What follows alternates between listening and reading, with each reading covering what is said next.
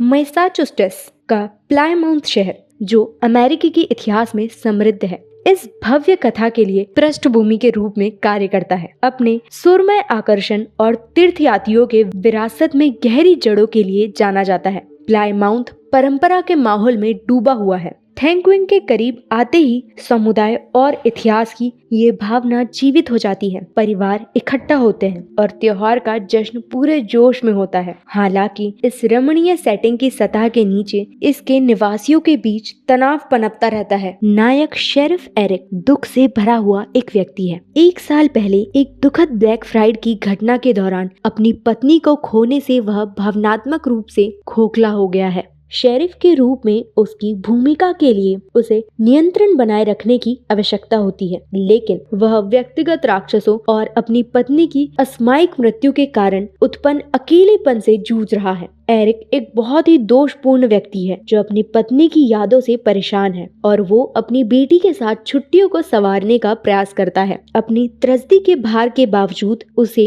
Thanksgiving की भावना का एहसास करने की पूरी कोशिश करता है। इस बीच शहर के सबसे प्रमुख खुददार स्टोर राइट मार्ट के एक स्थानीय प्रबंधक मिच खुद को काम और परिवार के बीच फंसा हुआ पाते हैं। जैसे जैसे ब्लैक फ्राइडे करीब आता है, स्टोर के प्रति मिच की दायित्व और आमंडा के साथ उसके तनावपूर्ण विवाह का प्रकाश डाला जाता है। हालांकि मिच अपनी पत्नी और बच्चों के साथ घर पर रहना चाहता है, लेकिन उसकी नौकरी उसे खुददार दुनिया की अराजकता में बुलाती है, जो आसान आपदा के लिए मंच तैयार करती है। राइट मार्ट के मालिक राइट परिवार प्लायमाउथ में एक शक्तिशाली उपस्थिति है। वे धन और प्रभाव का प्रतिनिधित्व करते हैं। उनका थैंक्सगिविंग डिनर पारिवारिक नाटक का केंद्र बिंदु बन जाता है।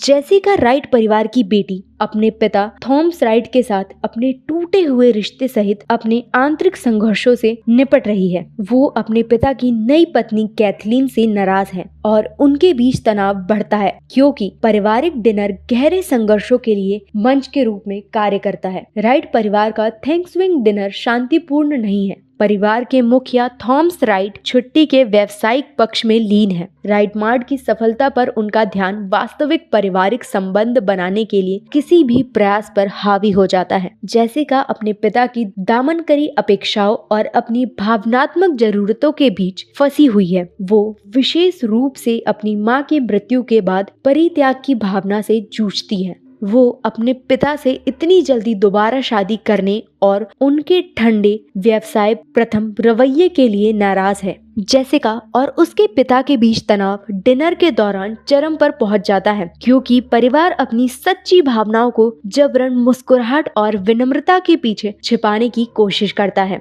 बॉबी जेसिका का लंबे समय का बॉयफ्रेंड भी डिनर का हिस्सा है, लेकिन उसकी उपस्थिति अजीब और गरीब स्थिति को बढ़ा देती है। जेसिका और बॉबी के बीच संबंध तनावपूर्ण है। उनका भविष्य अनिश्चित है, क्योंकि उनकी अलग अलग आकांक्षाएं और पृष्ठभूमि उन्हें विपरीत रास्तों पर ले जाती है। ये अध्याय जेसिका की आंतरिक उथल पुथल के बारे में जानकारी प्रदान करता है। वो जुड़ाव के लिए तरसती है, लेकिन राइट परिवार के स्थिरता और सांत्वना पाने से रोकती है। थैंक्सगिविंग डिनर के समापन के साथ प्लायमाउथ शहर ब्लैक फ्राइडे की खुददार अराजकता के लिए तैयार कर रहा है। राइट मार्ट के प्रबंधक मिच को थैंक्सगिविंग की शाम को अपने परिवार को छोड़ने के लिए मजबूर होना पड़ता है, ताकि ये सुनिश्चित हो सके कि स्टोर अगले दिन के लिए तैयार है। स्टोर के प्रति उसका कर्तव्य आमंडा और उनके बच्चों के साथ गुणवत्तापूर्ण समय बिताने की उसकी इच्छा पर भारी पड़ता है, जो उपभोक्तावाद और आधुनिक समय की खुददार संस्कृति के दबाव को दर्शाता है। रात में हिंसा में अप्रत्याशित वृद्धि होती है। बेहतरीन डील के लिए उत्सुक ग्राहक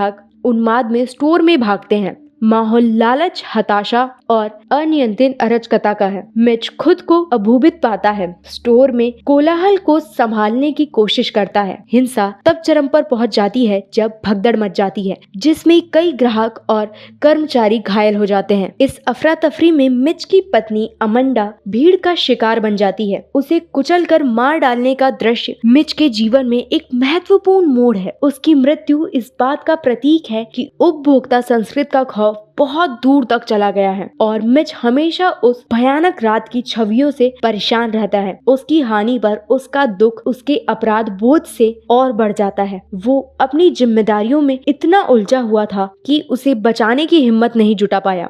ब्लैक फ्राइडे आपदा शहर के लिए एक निर्णायक क्षण बन जाती है। त्रासदी ने प्लायमाउथ को अंदर तक हिला दिया और इस घटना में राइट परिवार की शालीनता ने उन्हें सार्वजनिक जांच के दायरे में ला दिया। राइट मार्ट को, जो कभी स्थानीय गौरव का प्रतीक था, अब मृत्यु और निराशा का स्थल है। ये अध्याय शहर पर मनोवैज्ञानिक प्रभाव पर गहराई से चर्चा करता है, अपराध बोध, हानि और ऐसे समाज के परिणामों की खोज करता है जो मानव जीवन से अधिक भौतिकवाद है। ब्लैक फ्राइडे आपदा को 1 साल बीत चुका है, लेकिन प्लायमाउथ पर निशान अभी भी बने हुए हैं। शेरिफ एरिक अभी भी अपनी पत्नी को खोने के गम में उबर नहीं पाया। वो व्यवस्था बनाए रखने की कोशिश करता है, लेकिन उसकी जिम्मेदारियों का दबाव बढ़ता जा रहा है। अपनी बेटी के साथ उसका रिश्ता तनावपूर्ण है क्योंकि वो अपने दुख से सामंजस्य नहीं बैठा पा रहा है। वो अपनी बेटी से जुड़ने के बजाय शहर में होने वाले छोटे मोटे अपराध की जांच करने में ज्यादा समय बिताता है। मिच, जो अब अपने पुराने रूप से अलग हो चुका है, अपनी भावनाओं से जूझ रहा है। वो अपने परिवार से दूर हो गया है। अपने दुख और अपराध बोध में डूबा हुआ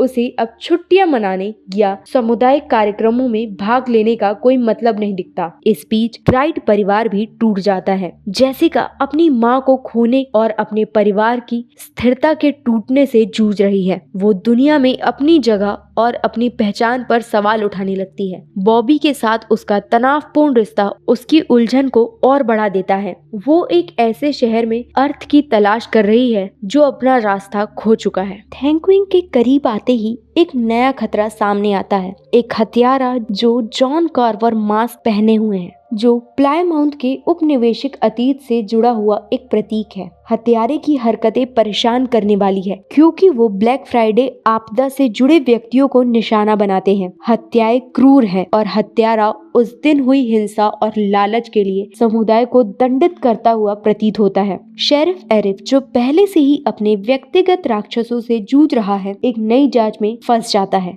जैसे जैसे शवों की संख्या बढ़ती है, शहर और अधिक भयभीत हो जाता है। निवासी खुद को घर के अंदर बंद कर लेते हैं और अंधेरा होने के बाद अपने घरों से बाहर निकलने से इनकार कर देते हैं। हत्यारे का व्यवस्थित दृष्टिकोण भय को बढ़ाता है क्योंकि शहर वासियों को एहसास होता है कि मौतें बेतरतीब नहीं हैं। ऐसा लगता है कि हत्यारे को ठीक से पता है कि किसे निशाना बनाना है और वे न्याय की तलाश में अथक है। हत्यारे की पहचान रहस्य में डूबी हुई है, लेकिन सुराग किसी ऐसे व्यक्ति की ओर इशारा करते हैं जो शहर के इतिहास और इसके काले रहस्यों के बारे में गहन जानकारी रखता है। जॉन कार्वर का मुखौटा सिर्फ एक भेस नहीं है, बल्कि हत्यारे के अतीत के प्रति जुनून का प्रतिबिंब है। जैसे जैसे शेरिफ एरिक गहराई से खोज करता है, उसे संदेह होने लगता है कि हत्यारे के इरादे प्लायमाउथ के इतिहास से जुड़े हैं और लालच और अतिवाद से जो शहर की पहचान बन गए हैं। अंतिम अध्यायों में जेसिका, बॉबी और शेरिफ एरिक हत्यारे को रोकने के लिए एक हताश प्रयास में एक साथ आते हैं। हत्यारे से गुप्त संदेश प्राप्त करने के बाद जेसिका जांच में शामिल हो जाती है, जो उसके व्यक्तिगत डर और कमजोरियों को जानता है। उसे पता चलता है कि हत्यारे का असली लक्ष्य सिर्फ राइट परिवार नहीं, बल्कि प्लायमाउथ का पूरा शहर है। जैसे ही थैंक्सगिविंग परेड शुरू होती है, जेसिका हत्यारे द्वारा बिछाए गए जाल में फंस जाती है। माहौल तनावपूर्ण है क्योंकि सड़कें लोगों से भरी हुई है। उन्हें नहीं पता कि उनके बीच एक शिकारी छुपा हुआ है। हत्यारे की योजना सामने आती है और अंतिम टकराव जीवन या मृत्यु संघर्ष में बन जाता है। जेसिका, बॉबी और शेरिफ एरिक को हत्यारे को रोकने के लिए मिलकर काम करना चाहिए, इससे पहले कि और लोगों की जान चली जाए। एक चौंकाने वाले मोड़ में हत्यारे का नाम शेरिफ एरिक निकलता है। अपनी पत्नी की मौत पर उसके दुख और न्याय के प्रति उसकी विकृत भावना ने उन लोगों से बदला लेने के लिए प्रेरित किया। अंतिम क्षण असमंजसपूर्ण है क्योंकि जेसिका और बॉबी अपने जीवन के लिए संघर्ष करते हैं। हत्यारे की पहचान उजागर होने के साथ हत्याओं के पीछे की सच्चाई सामने आती है और शहर ठीक होने लगता है। हालांकि अतीत के निशान अभी भी बने हुए हैं। हत्याओं के बाद प्लायमाउंट ठीक होने लगता है। समुदाय को टुकड़ों को उठाने के लिए छोड़ दिया जाता है, लेकिन पिछले साल की घटनाओं ने उन्हें हमेशा के लिए बदल दिया है। जेसिका अब उस अंतक से मुक्त है जिसने उसे परेशान किया था। अपनी यात्रा पर विचार करती है। वो अपनी माँ की मृत्यु पर शोक मनाती है, लेकिन कुछ ऐसा भी पाती है जो उसे परेशान करती है। त्रासदी की बात की शांति की भावना। प्लायमाउथ शहर भले ही जख्मी हो, फिर भी पुनर्निर्माण से शुरू कर रहा है। राइट परिवार बिखर गया है, लेकिन वे अपनी संपत्ति और प्रभाव की सही कीमत को समझना शुरू कर देते हैं। मिच अब भी अपनी पत्नी को खोने का शोक मना रहा है। उसे अपने जीवन में एक नया उद्देश्य मिलता है। वो अपने बच्चों के साथ फिर से जुड़ना शुरू करता है, धीरे धीरे टूटे हुए पारिवारिक बंधनों को फिर से बनाता है। कहानी एक कड़वे मीठे समापन के नोट पर समाप्त होती है, क्योंकि प्लायमाउथ के निवासी उन घटनाओं पर विचार करते हैं जो उन्हें इस बिंदु पर ले आई। हालांकि हत्यारा मर चुका है, लेकिन भावनात्मक घाव कभी पूरी तरह से ठीक नहीं होंगे। हालांकि प्लायमाउथ शहर यह समझना शुरू कर देते हैं कि उपचार बदला या प्रतिशोध से नहीं, बल्कि सच्चाई का सामना करने से, कार्यों के परिणामों के साथ जीना सीखने से आएगा।